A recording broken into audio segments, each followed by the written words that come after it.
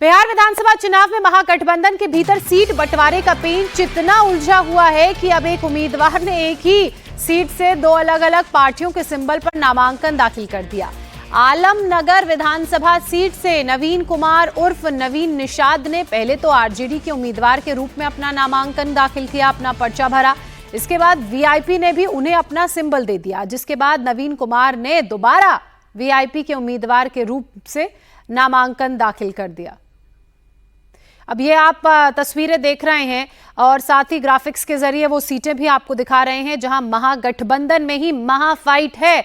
ये ऐसी सीटें हैं जहां महागठबंधन के घटक दलों ने ही अपने अलग अलग उम्मीदवारों को उतार दिया है।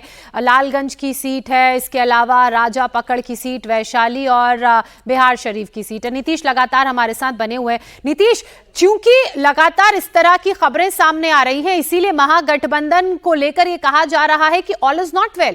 एक तो ऐसा प्रत्याशी जिसने दो अलग अलग पार्टियों से सेम सीट पर अपना नॉमिनेशन फाइल कर दिया, वहीं दूसरी तरफ कई ऐसी सीटें हैं जिनको लेकर महागठबंधन के अंदर ही फ्रेंडली फाइट देखने को मिल रही है। जी हाँ, बिल्कुल ये साफ तौर पर दिख रहा है। और मधेपुरा का जो सीट है आलमनगर, वहाँ तो बिल्कुल हैरान करने वाली स्थिति है कि एक उम्मीदवार है दो सिंबल लेकर आ गया और दोनों से नॉमिनेशन फाइल कर दिया। ये अलग बात है कि अब एक नॉमिनेशन जब वापस ले लेगा तो फिर जो वीआईपी पार्टी चुकी उसी को ये सीट मिली है वो उसका उम्मीदवार होगा। लेकिन ये तस्वीर बता रही है कि क्या हालात है महागठबंधन के अंदर। मुकेश सैनी खुद दरभंगा के गौड़ा बराम के लिए निकले थे नॉमिनेशन फाइल करने के लिए, ये कहकर कि वो खुद नॉमिनेशन फाइल करेंगे, लेकिन उनको खबर मिली कि आरजेडी ने वहाँ से किसी को सिंबल दे दिया है और फिर उन्होंने अपने भाई को उम्मीदवार वहाँ बनाया, उनसे नॉमिनेशन कराया। फिर बाद में आरजेडी की तरफ से वहाँ के निर्वाचन अधिकारी को बजाबता एक पत्र लिखकर कहा गया है कि आरजेडी का जो सिंबल हमने दिया था वो हमारा अधिकृत प्रत्याशी नहीं है जी। तो इस तरह की जो खबरें हैं वो जाहिर है महागठबंधन के अंदर से लगातार आ रही हैं और कई जगहों पे फ्रेंडली फाइट की स्थिति है। कहीं कांग्रेस और सीपीआई आमने सामने है, कहीं आरजेडी और कांग्रेस आमने सामने है।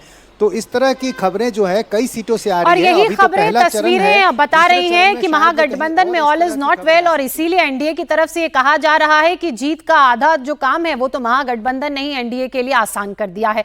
शुक्रिया आपका बहुत नीतीश, हमारे साथ जुड़ने के लिए, तमाम डिटेल्स दर्शकों तक पहुंचाने के लिए।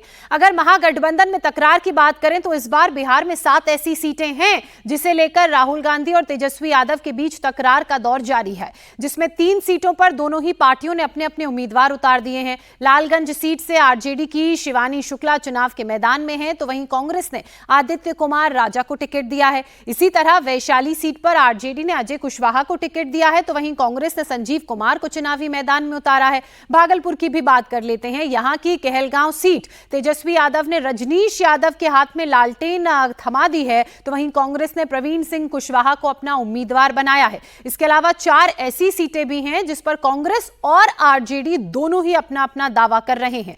उसमें एक सीट है कुटुंबा, जहां से कांग्रेस के प्रदेश अध्यक्ष राजेश राम ताल ठोक रहे हैं, तो उसी सीट से आरजेडी के सुरेश पासवान को चुनावी मैदान में उतारने का फैसला लिया गया है। इसी तरह वारिसगंज की बात करें, जाले और नरकटियागंज सीट की बात करें तो कांग्रेस और आरजेडी के बीच यहां पर भी तनातनी का दौर जारी है। पूरा बिहार कंफ्यूज है कि महागठबंधन कर क्या रहा है, आपस में ही लड़ रहा है, आपस में ही एक ही सीटों पे दोनों उम्मीदवार घोषित कर, बिहार की जनता तय करेगी।